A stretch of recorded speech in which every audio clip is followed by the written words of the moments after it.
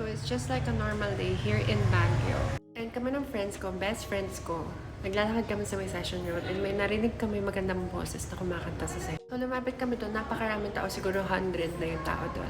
And it seems like nandun yung parang green man na sundalo. And mukhang nagpapatawa siya, so tumatawa yung mga tao and all. And then maya-maya lumapit siya sa amin and parang kinuha niya yung friend ko, dinala niya doon sa gitna.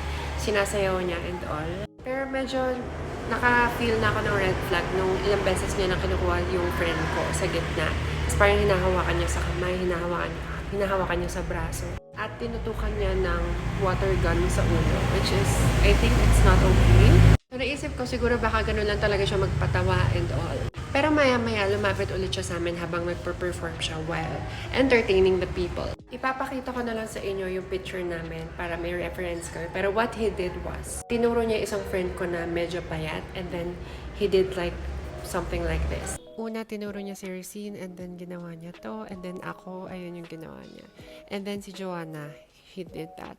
Doon na medyo nag-init yung dugo ko kasi this is literally body shaming in front of people. So ang sabi ko, that's not nice. That is body shaming.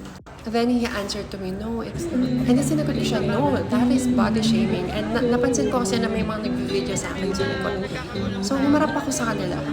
Sabi ko, guys, this is body shaming. I am done. So I walked out. And yung mga tao, nagsialisa na rin sila. Hindi ko siya kilala actually, pero parang nakikita ko na siya before sa Baguio kasi I always go to Baguio. Pero ngayon ko lang nalaman na nagka-issue na pala siya dati. Hindi ko alam na problematic siya. Pero this time nagulat ako na ganito kalala in front of hundreds of people. This is something I just cannot tolerate. I'm just so glad na talagang I did that confrontation with him. Na na-compose ko yung sarili ko. Kasi ayokong ginagawa yun sa mga kaibigan ko, lalo na because hindi niya alam yung pinagdaanan nila kung bakit ganun yung katawan nila ngayon. And they are more than the body they have now. And I just don't like that people are patronizing this kind of behavior na maraming tumatawa dahil dito.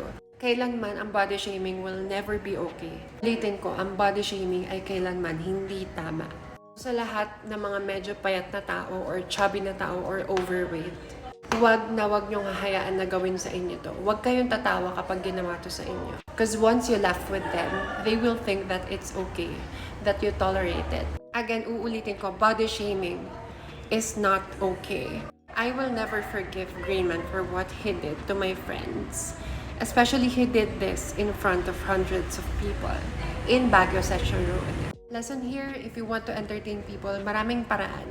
Maraming paraan para mag-entertain. Yung hindi ka makakatapak ng ibang tao. So that's all for tonight. I hope we